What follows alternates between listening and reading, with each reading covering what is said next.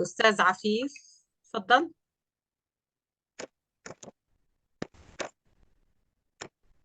مساء الخير للجميع. أهلا وسهلا بحضرتك. رواية الليلة الأولى صدرت عن مكتبة كل في حيفا للأديب الشيخ جميل السلحوق.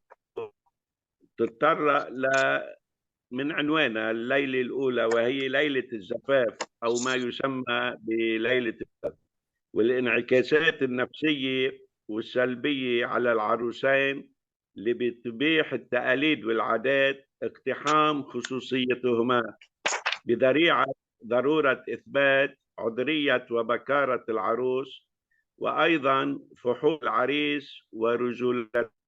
مسألة انتظار أهل العروسين على الباب، انتظار أن يخرج العريس عليهم بالدليل القاطع على إتمام المهمة المنتظرة، هي عادة ومتأصلة.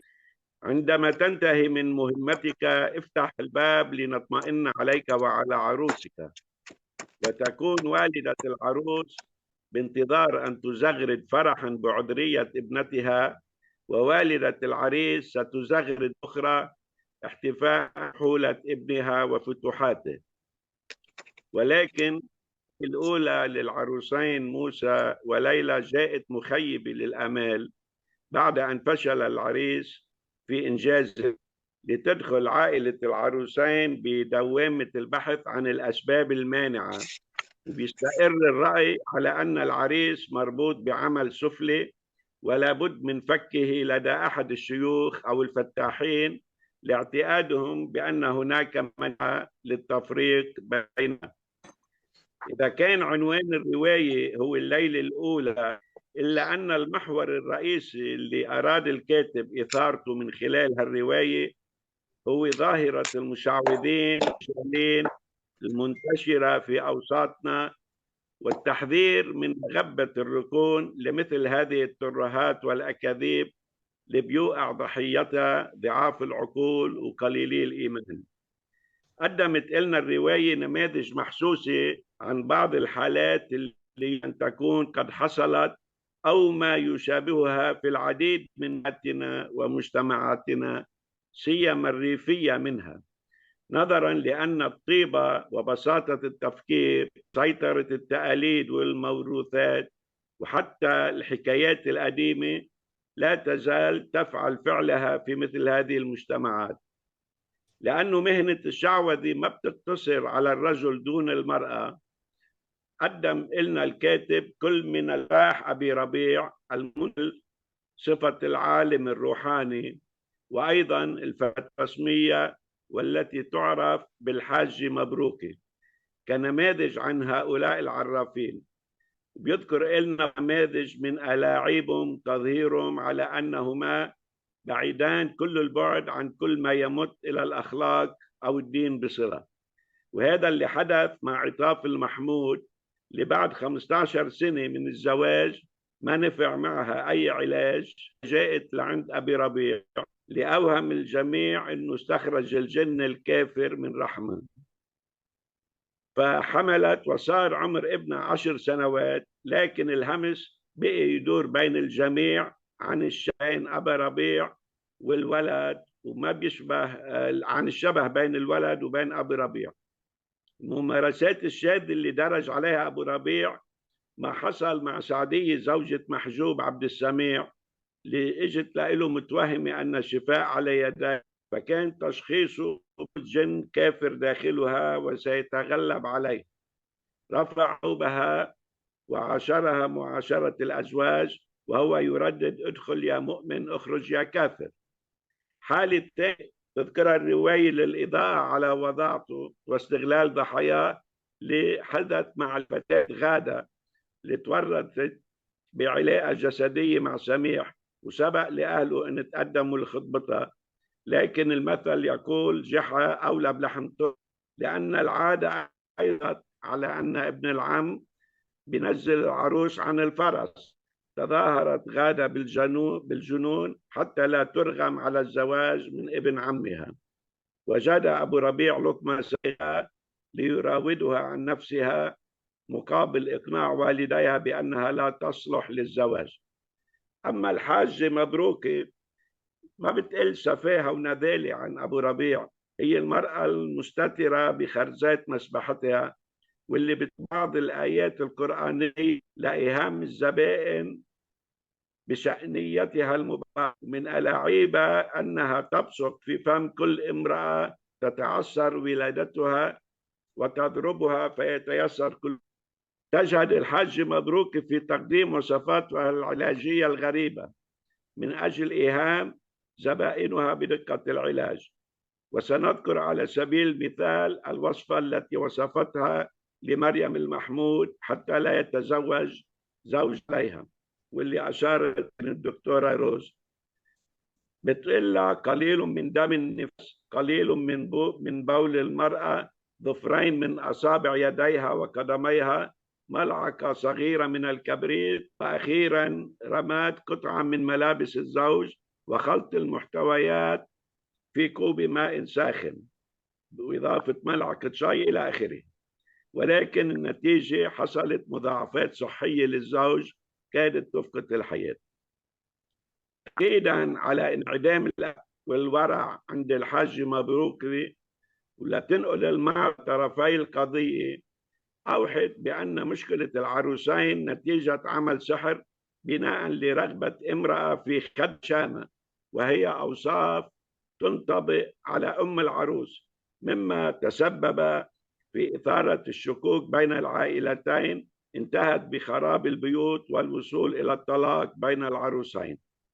يسجل للأديب جميل السلحوق إبرازه لحالة في المفاهيم بين جيلين، جيل الآباء وجيل أظهرت الرواية الآباء بأنهم ينقادون بالفطرة للموروثات والتقاليد والجري والعرافين والمشعوذين، في حين قدمت الأبناء أكثر وعيا وإدراكا في رفضهم لهذه المعتقدات وانحيازهم للعلم والمنطق.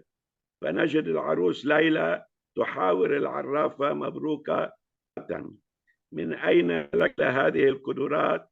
وما دمت بهذه المقدرة لماذا تحمي زوجك من الموت؟ وحتى لماذا لم تنجبي أطفالا كبقية النساء؟ وعمر يقول: لم أن تستغل مبروكة بساطة الأهل، وعندما واجهها استطاع أن يستعيد كل ما نهبته من أموالهم. وكذلك فراس ابن عم العريس يؤمن بالعلم والطب وما بيعترف بما تقدم عليه السحرة والمشتات.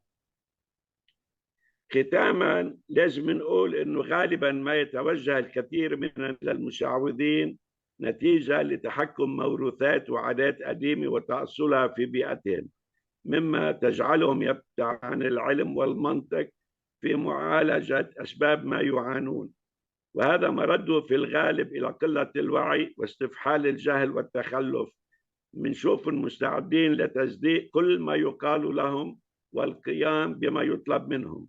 المؤسف إن ظاهرة الشعوذة وتصدير أصبحت من التجارات الرائجة التي تجعل مدعيها أموالا طائلة، سيما وأن هؤلاء يتلبسون لبوس الدين ويتسترون بآية قرآنية. هلا بالعودة لليلة الأولى، من الواجب التوقف مليا عند هذا التقليد المتبع من قبل بعض الأهل وتعاملهم مع ليلة الدخلة لأولادهم، لنقول أن الكثير من الآثار السلبية تنتج عن هذه الممارسة، لا بل أن من بين الأسباب المباشرة لفشل العريس في ليلته الأولى يمكن تلخيصها بالآتي: انطلاقا من التقاليد والأعراف، هناك نوع من الحصار أو التضييق على علاقة الخطيب بخطيبته، بحيث يتم التضييق على الخاطب في فترة الخطوبة ومنعه من الانفراد بخطيبته، ولا يسمح لها بمرافقته في زيارات اجتماعية. وأيضا خلال توجهه في منزل خطيبته تكون والدتها جالسة بينهما، ولا يسمح لهما بالتحدث أو التعبير عن بعض المشاعر، مما يبقيهما في حال اغتراب مهما طالت فترة الخطوبة.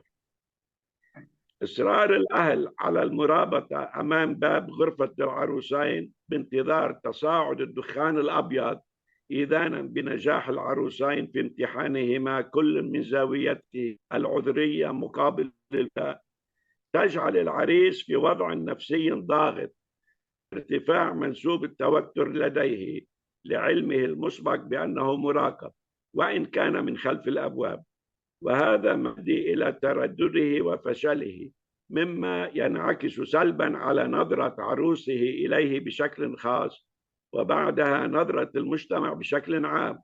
ومن جهة أخرى فإن مطالبة الأهل للعريس بإنجاز المطلوب قد تؤدي مستقبلا إلى تأسيس علاقة غير سوية بين العروسين الزوجين، سيما إذا كان هم العريس إثبات وجوده، فنكون أمام ما يشبه حالة الاغتصاب باسم الشرع والقانون والتقاليد، وهذا من تداعياته تولد نوع من النفور الدائم بينهما خاصة من قبل الزوجة. أخيرا بنقول إنه الرواية كانت لغتها واضحة وإن كانت جريئة لكن تخدش الحياة لأنها قضية بعينها، لا يمكن للكاتب إغفال أو بعض العبارات اللازمة لإيصال الفكرة، ومع هذا كان حريص على عدم خدش المشاعر، فاجت الرواية بهذه المفاصل لغة إيحائية غير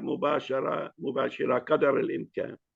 وأخيرا منبارك للأديب جميل السلحوت مولود الأدبي الجزء الأول وناطرين الجزء الثاني، ويعطيكم ألف عافية. شكرا أستاذ عفيف، شكرا لك.